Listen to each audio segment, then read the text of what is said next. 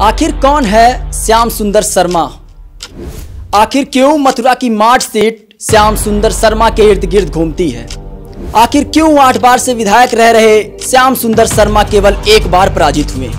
नमस्कार दोस्तों, मेरा नाम है विक्की सिंह और आप इस समय उत्कर्ष पत्रिका देख रहे हैं। मथुरा की 5 विधानसभा सीट में से एक विधानसभा सीट है माट, जो इस समय चर्चा का विषय बनी हुई है। चर्चा का विषय मैं इसलिए कह रहा हूं क्योंकि भाजपा हो, कांग्रेस हो, सपा हो या रालोद हो, वो इस बार इस विधानसभा सीट से तमाम तरीके से बसपा के कैंडिडेट श्याम सुंदर शर्मा को घेरेबंदी के लिए तैयार कर रही है। ये ऐसा क्षेत्र है जहां पर जाट की संख्या अधिक है।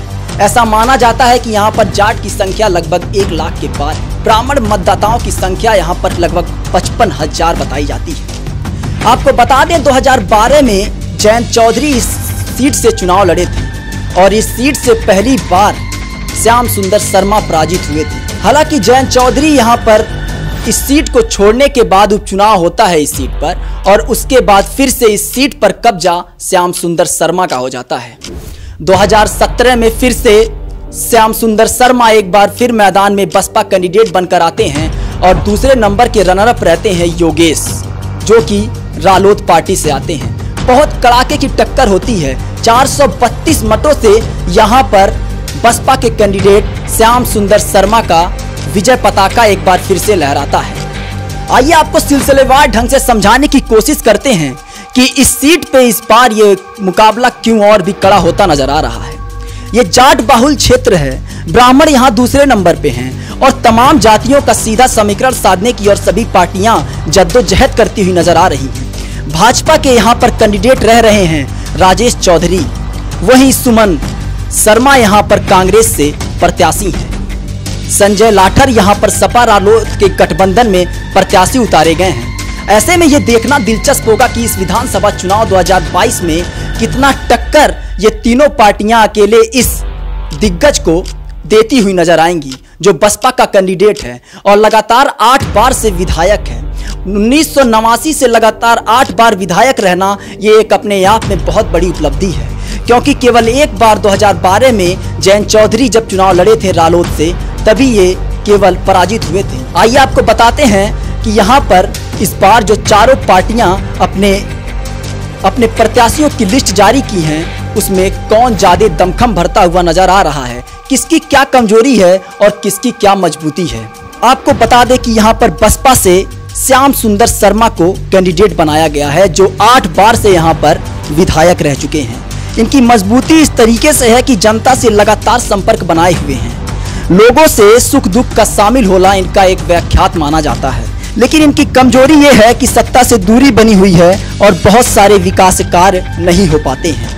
वहीं दूसरी ओर भाजपा से इस समय जो कैंडिडेट उतारे गए हैं उनका नाम है राजेश चौधरी। राजेश चौधरी की मजबूती ये है कि युवा जाट नेता हैं और प्रदेश व केंद्र में एक अच्छी पकड़ है। लेकिन वहीं इनकी कमजोरी एक नजर आती है, बहुत लंबा जो है राजनीतिक कैरियर और अनुभव नहीं रहा है और पहली बार ये चुनाव लड़ रहे हैं। तीसरे नंबर पे आते हैं सपा रालोद गठबंधन के बीच संजय लाठर। संजय लाठर की मजबूती यह है कि जनता में अच्छी पकड़ है, अखिलेश यादव के भी करीबी माने जाते हैं, लेकिन कमजोरी ये बताई जाती है कि जनता इन पे आरोप लगाती है कि ये बाहर के नेता हैं। हालांकि हरियाणा के ये मूल निवासी हैं और इसीलिए जनता इन पे आरोप लगाती है कि ये बाहरी नेता हैं। कांग्रेस से यहाँ पर सुमन चौधरी को टिकट मिला है।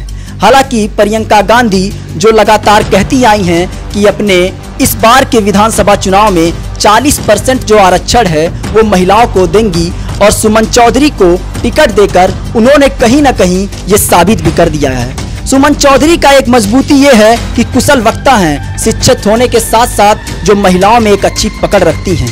लेकिन वहीं इनकी कमजोरी ये है कि राजनीतिक अनुभव इनका कम है। श्याम सुंदर शर्मा मीडिया से बात करते हुए कहते हैं कि जनता ही मेरी ताकत है, मैं जानता हूं और जनता भी मेरी भली भांति पहचानती है।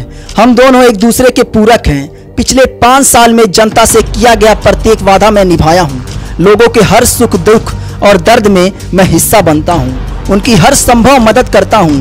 विकास कार्यों के लिए निरंतर प्रगतिशील रहता हूं। ऐसे में ये देखना दिलचस्प होगा कि जो प्रत्यारोप और आरोप का ये दौर चल रहा है, इसमें इस विधानसभा सीट में कौन बाजी मारेगा।